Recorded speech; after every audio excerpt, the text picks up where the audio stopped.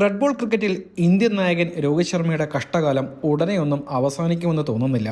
ഓസ്ട്രേലിയക്കെതിരായ border Gavaskar ട്രോഫിയിൽ എല്ലാ റോളുകളിലും അദ്ദേഹം ഒരുപോലെ ഫ്ലോപ്പാവുന്നത് തുടരുകയാണ്.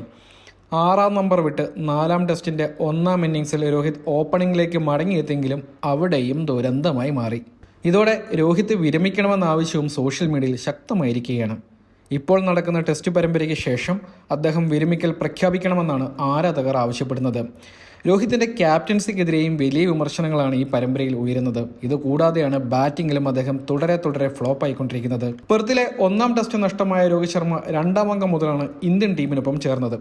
KL രാഹുൽ ഓപ്പണറായി തിളങ്ങിയതോടെ 2-ാം ടെസ്റ്റ് മുതൽ രോഹിത് തൻ്റെ പഴയ ബാറ്റിംഗ് പൊസിഷനായ 6-ാം നമ്പറിലേക്ക് മാറുകയും ചെയ്തു. പക്ഷേ പരമ്പരയിലെ 4 ഇന്നിംഗ്സിലും ഈ റോളിൽ അദ്ദേഹം വമ്പൻ ഫ്ലോപ്പായി മാറി. ഇതേ തുടർന്നാണ് മെൽബണിലെ 4-ാം ടെസ്റ്റിൽ തൻ്റെ ഫേവറേറ്റ് പൊസിഷനായ ഓപ്പണിംഗിലേക്ക് രോഹിത് മടങ്ങിയെത്തിയത്. രാഹുലിനെ 3-ാം നമ്പറിലേക്ക് മാറ്റുകയും ചെയ്തു. ഓപ്പണിംഗിൽ രോഹിത് തൻ്റെ യഥാർത്ഥ മാജിക്കൽ ടച്ച് വീണ്ടെടുക്കുമെന്ന് പ്രതീക്ഷിച്ചെങ്കിലും അത് ഉണ്ടായില്ല. വെറും 5 ബോളുകളുടെ ആയുസ് മാത്രമേ അദ്ദേഹത്തിനുണ്ടായുള്ളൂ.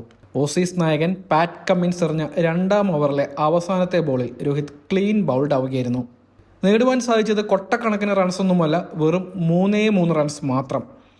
ഓഫ് സ്റ്റംപിന് പുറത്തേക്ക് പോയ ഷോർട്ട് ബോളിൽ അദ്ദേഹം പുൾ ഷോട്ടിന് തുനിയുകയായിരുന്നു. പക്ഷേ ടൈമിംഗ് അങ്ങ് പാളിയപ്പോൾ ടോപ്പ് എഡ്ജായ ബോൾ നേരെ മുകളിലേക്ക് ഉയർന്നു. മിഡ് ഓണിൽ നിന്നും വലതുഭാഗത്തേക്ക് ഓടിയ ശേഷം സ്കോട്ട് ബോളണ്ട് ഇത് പിടികൂടുകയുമായിരുന്നു. രോഹിത് ശർമ്മ മറക്കാൻ ആഗ്രഹിക്കുന്ന ഓസ്ട്രേലിയൻ പര്യടനമായി ഇത്തവണത്തെ ബോർഡർ ഗവാസ്കർ ട്രോഫി മാറിയിരിക്കുകയാണ്. 3 ടെസ്റ്റുകളിലായി ഇതിനകം കളിച്ച 4 ഇന്നിംഗ്സുകളിൽ നിന്നും 5.5 എന്ന ദയനീയമായ ശരാശരിയിൽ വെറും 22 റൺസ് മാത്രമാണ് അദ്ദേഹത്തിന് സ്കോർ ചെയ്യാനായത്. 100 200 ഒന്നുമല്ല, വെറും 22 റൺസ് മാത്രം. ഉയർന്ന സ്കോർ എന്ന് പറയുന്നത് കൊട്ടക്കണക്കിന് റൺസൊന്നുമില്ല, 2 അക്കം കടന്നു എന്ന് മാത്രം. അതായത് 10 റൺസാണ് ഉയർന്ന സ്കോർ. ഇന്ത്യൻ നായകൻ്റെ അവസാനത്തെ 10 ടെസ്റ്റ് ഇന്നിംഗ്സുകൾ എടുത്താൽ ഇതിൽ 6-ലും ഒറ്റയ്ക്ക സ്കോറിനാണ് പുറത്തായിട്ടുള്ളത്. ബാറ്റിംഗ് ശരാശരി 11.30 മാത്രമാണ്. 3, 10, 6, 3, 18, 11, 8, ഡെക്ക് 2, 52, 23 എന്നിങ്ങനെയാണ് രോഹിത്തിൻ്റെ സ്കോറുകൾ. രോഹിത്തിൻ്റെ അവസാനത്തെ 20 ടെസ്റ്റ് ഇന്നിംഗ്സുകൾ നോക്കിയാൽ ഇവയിൽ ഒരേ ഒരു സെഞ്ചുറി മാത്രമേ നേടുവാൻ സാധിച്ചിട്ടുള്ളൂ. ഈ വർഷം മാർച്ചിൽ ഇംഗ്ലണ്ടുമായി നാട്ടിൽ നടന്ന ടെസ്റ്റിലായിരുന്നു ഹിറ്റ്മാൻ അവസാനമായി 3 അക്കത്തിലെത്തിയത്. ഇന്ത്യക്കൊപ്പം ഓപ്പണിംഗിലും ഫ്ലോപ്പായി മാറിയതോടെ രോഹിത് ശർമ്മയിലുള്ള വിശ്വാസം ആരാധകർക്ക് പൂർണ്ണമായി നഷ്ടമായിരിക്കുകയാണ്. ഇനി വിരമിക്കുകയല്ലാതെ ഹിറ്റ്മാന് മുന്നിൽ മറ്റു ഓപ്ഷനുകൾ ഇല്ല എന്നാണ് ആരാധകർ ചൂണ്ടിക്കാണിക്കുന്നത്. രോഹിത് ശർമ്മയെ കൊണ്ട് ഓപ്പണിംഗും പറ്റില്ല, 6-ാം നമ്പറിലും കളിക്കാൻ പറ്റില്ല, ടീമിനെ നന്നായി നയിക്കാനും ആവില്ല. പിന്നെ എന്തിനാണ് ടീമിന് ഭാരമായി അദ്ദേഹത്തെ കളിപ്പിക്കുന്നത്?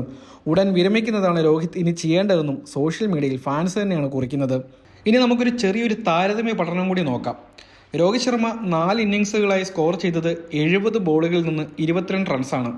2 ഇന്നിംഗ്സുകൾ മാത്രം കളിച്ച ബോലാൻഡിനെ മാറ്റി നിർത്തിയാൽ മറ്റ് ഓസീസ് വമ്പന്മാരെ നമുക്ക് നോക്കാം.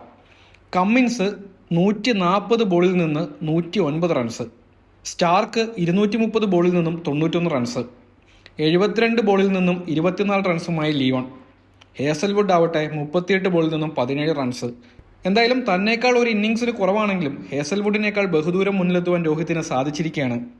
രോഹിത് 4 ഇന്നിംഗ്സ് കളിച്ചപ്പോൾ 5 ഇന്നിംഗ്സ് കളിച്ച ഓസീസ് സ്റ്റാർ ബാറ്റർ ലിയോണിന് 2 റൺസ് മാത്രമാണ് കൂടുതൽ നേടുവാൻ സാധിച്ചത്.